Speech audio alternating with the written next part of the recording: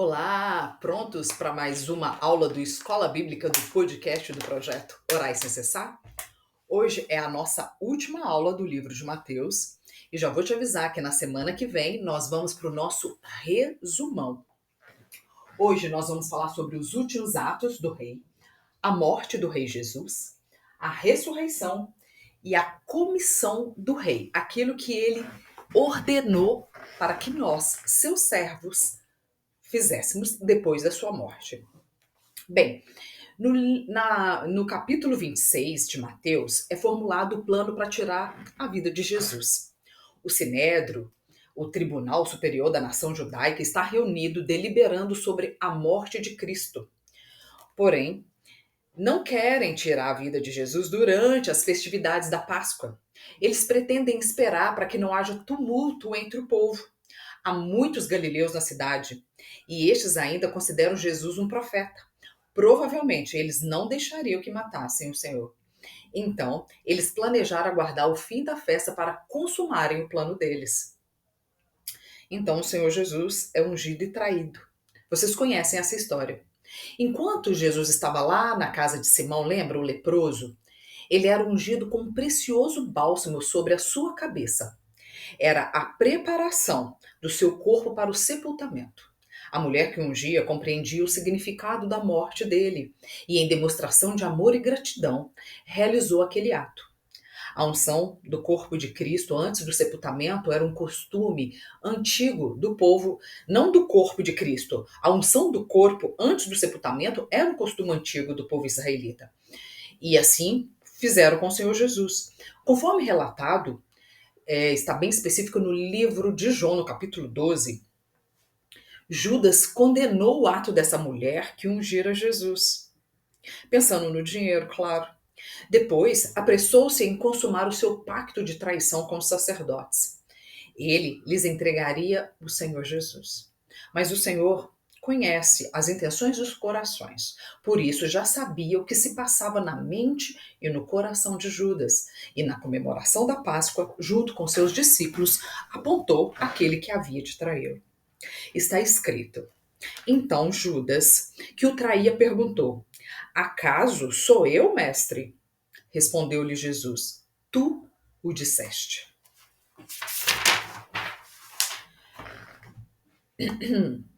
Então, enquanto isso aconteceu, a primeira ceia do Senhor. Jesus instituiu a ceia como um memorial da sua morte.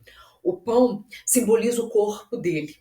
E uma vez partido, o pão significa o seu corpo sacrificado por amor aos pecadores. O cálice representa o seu sangue derramado. Toda vez que participamos da Santa Ceia, estamos lembrando o sacrifício de Jesus e temos a oportunidade de nos arrepender e de agradecer ao Pai e ao Filho pela nossa redenção. Depois que Pedro é avisado que o negará 3 vezes, Jesus Pai sai para o Getsêmani. Lá ele começa a experimentar a tristeza e a angústia. Chegou a orar a Deus para que, se possível fosse, passasse dele aquele cálice. Mas através das orações feitas, manteve a sua submissão ao Pai e aceitou a sua missão. E tendo Jesus ainda falado com seus discípulos, chegou Judas. E diante de um julgamento injusto, porque era noite. Eu quero fazer um parêntese aqui, porque eu não tinha nem parado para pensar nisso. Você já imaginou um tribunal funcionar à noite? Juízes, promotores, advogados e testemunhas em uma audiência à noite? Pois é, foi isso que fizeram com Jesus. No livro de Efésios tem uma passagem no capítulo 12 que fala assim: porque aquilo que nós fazemos em oculto, até nós dizermos, é torpe. Não é bem assim que está escrito, porque o que eles fazem em oculto, até dizê-lo, é torpe. Vejam bem a intenção das pessoas julgarem o Senhor à noite, para que ninguém visse. Porque naquela época, sem energia elétrica, as pessoas dormiam muito cedo, não tinham entretenimento. Então, à noite que ele foi preso, e eles tentaram julgar Jesus. Jesus foi levado para a casa de Anás, o sogro do sumo sacerdote. Caifás. Anás depois enviou Jesus a Caifás para ser julgado pelo Sinédrio. Durante essa noite, os chefes dos sacerdotes e os membros do Sinédrio interrogaram Jesus e procuraram motivos para o condenar. Mas como o Senhor Jesus se manteve calado e não respondeu às acusações deles, eles não tiveram muito o que fazer. Então o Sinédrio procurou testemunhas que fizeram falsas acusações contra Jesus.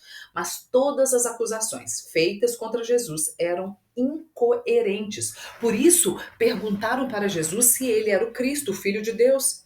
E ele respondeu que sim, e eles aceitaram isso como prova de blasfêmia. Eles bateram em Jesus e o condenaram à morte. De manhã cedo, os líderes religiosos do povo levaram Jesus a Pilatos, o governador romano.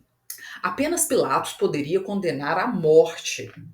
Então, o Sinédrio não tinha esse direito. E para convencer Pilatos, os líderes dos judeus acusaram Jesus de promover a rebelião contra o Império Romano, proibindo as pessoas de pagar impostos e se declarando rei. Pilatos interrogou Jesus, mas não encontrou motivo para o condenar. Por isso, enviou Jesus para Herodes, o rei da Galileia, porque Jesus era galileu. Herodes estava curioso para conhecer Jesus e queria ver algum milagre. Ele interrogou Jesus, mas Jesus não respondeu. Herodes então ridicularizou Jesus e o enviou de volta a Pilatos, vestido como um manto bonito, como se fosse um rei. Pilatos entendeu que Jesus era inocente, que os líderes religiosos estavam agindo por inveja. Ele tentou livrar Jesus usando a tradição de soltar um preso na época da Páscoa. Mas em vez de escolher Jesus, o povo escolheu um criminoso chamado Barrabás. Pilatos então decidiu açoitar Jesus como castigo, mas isso não acalmou a multidão, que continuou a insistir que Jesus devia morrer. Os judeus então começaram a dizer que Pilatos não era amigo do imperador, porque estava protegendo Jesus, que estava promovendo a rebelião contra César. Diante dessa acusação perigosa, Pilatos negou sua responsabilidade pelo destino de Jesus e o entregou nas mãos deles para ser crucificado. Os soldados romanos levaram Jesus para o crucificarem.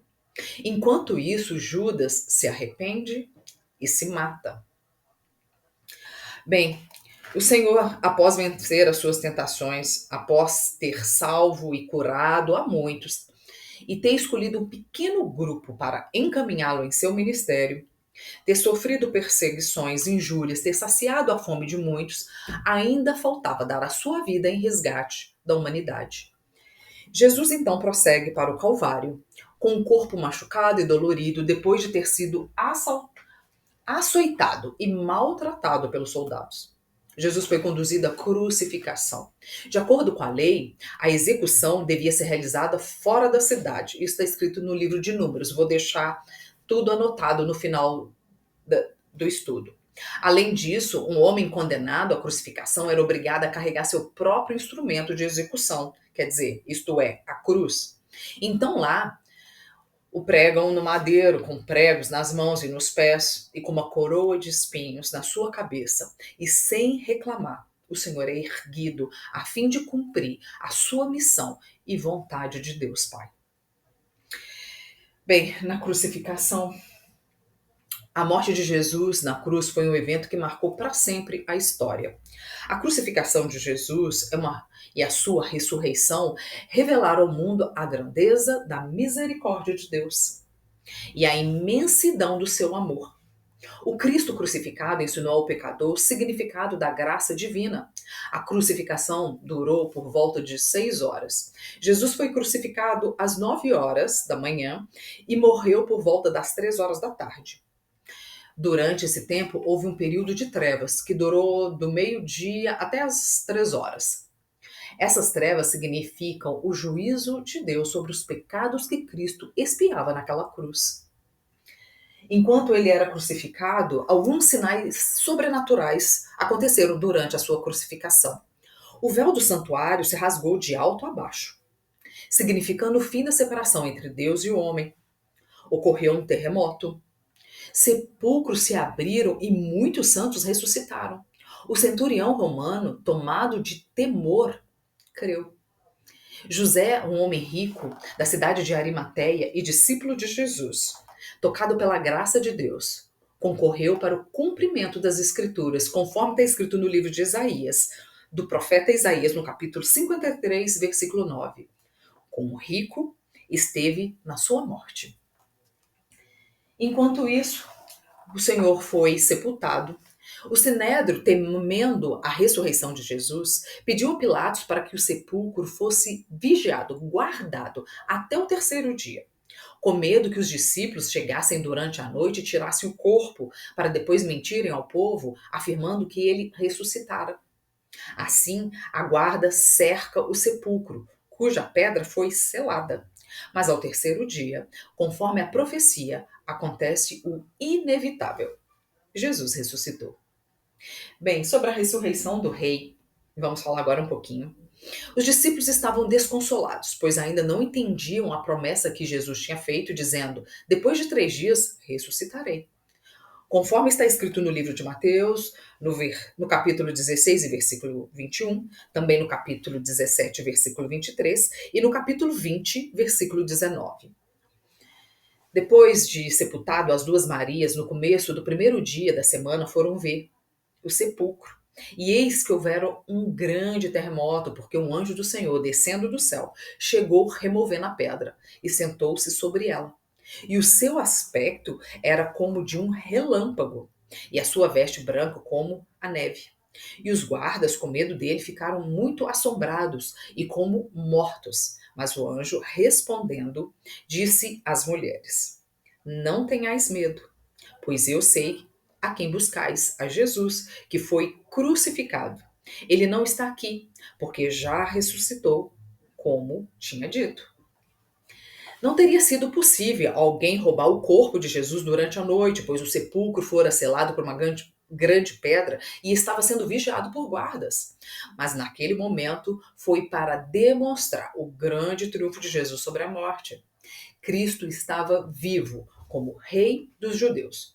Fora morto, mas ressuscitou como o glorioso Rei dos Reis e Senhor dos Senhores. Então, as mulheres foram anunciar as boas novas aos discípulos, mas no meio do caminho, Jesus as encontrou. Saudou e elas o abraçaram seus pés e o adorou. E Jesus pediu então que elas fossem avisar aos seus irmãos e que todos fossem para Galileia a fim de encontrá-lo. As autoridades judaicas, ao ouvirem que Cristo tinha ressuscitado, forjaram uma grande mentira, dizendo que os discípulos tinham roubado o corpo de Jesus, que eles haviam e eles deram grande soma de dinheiro aos guardas e mandaram espalhar essa história pela cidade. E foi divulgado esse dito entre os judeus até os dias de hoje. E depois disso, lá na Galileia, o Senhor vai dar a sua comissão aos seus discípulos. Os 11 discípulos partiram para a Galileia, para o monte que Jesus lhe tinha designado. E quando o viram, o adoraram, mas alguns duvidaram. Chegando ao fim da missão do Messias, a última coisa que ele fez antes de ascender aos céus foi dar a grande comissão aos seus discípulos. Essa passagem das Escrituras é uma das mais fascinantes. Jesus manda 11 homens para fazerem discípulos a todas as nações. Aliás, de todas as nações. 11 homens que muito provavelmente estavam ainda muito atordoados com tudo que acontecera. Mas o Senhor Jesus promete-lhes poder, autoridade e sua presença divina até a consumação dos séculos. Sobre essas palavras de Jesus e sobre o batismo com o Espírito Santo em Jerusalém, os discípulos saíram a fim de conquistar o mundo para Cristo. A grande comissão foi deixada para todos nós, para todos nós os que creem nele. Cristo nos tem mandado ir e fazer discípulos, batizar e ensinar. Não devemos temer as nossas incapacidades, pois ele nos tem prometido o seu poder. Cristo morreu, ressuscitou, voltou aos céus, mas continua chamando o pecador, o cansado, o oprimido, o sobrecarregado, enfim, os povos da terra. E o Senhor nos tem mandado: ide e fazei discípulos. E é por isso que estamos estudando, para saber, entender e interpretar a palavra do Senhor. A nossa próxima aula, conforme eu já havia dito, vai ser o resumão do livro de Mateus. Eu espero vocês na próxima aula para assim poder passarmos para o próximo livro, o livro de Marcos. Quero te agradecer por estar aqui comigo e por hoje é só. Acompanhe as próximas aulas do Escola Bíblica do podcast do projeto Orai Sem Cessar.